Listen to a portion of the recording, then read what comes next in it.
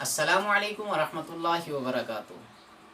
तो नाज़रीन, आज हम बात करेंगे कुर्बानी के जानवरों की उम्रों के बारे में। आइए शुरू करते हैं। तो आज का हमारा सवाल रहेगा, कुर्बानी के जानवरों की उम्रें हदीस में क्या बयान की गई हैं।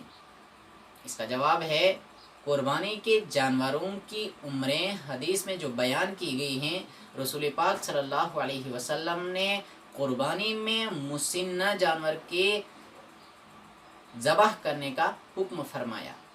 अब मुसिन्ना किसे कहा जाता है? तो बकरी, दुम्बा वगैरह, इसमें मुसिन्ना उस जानवर को कहा जाता है जिसकी 1 साल की उम्र पूरी हो चुकी हो। और गाय, बैल, भैंस वगैरह, इसमें मुसिन्ना उस जानवर को कहा जाता है जिसने 2 साल की उम्र पूरी कर ली हो।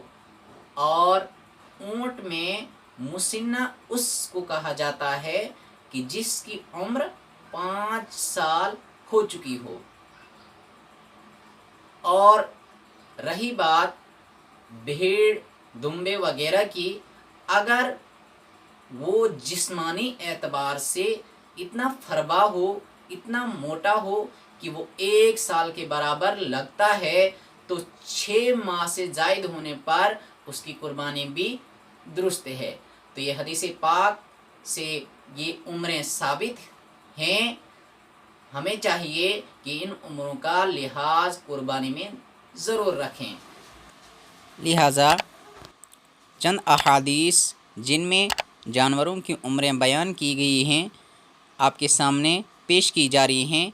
आप अपनी स्क्रीन पर इनको मुलाहिज़ा कर सकते हैं।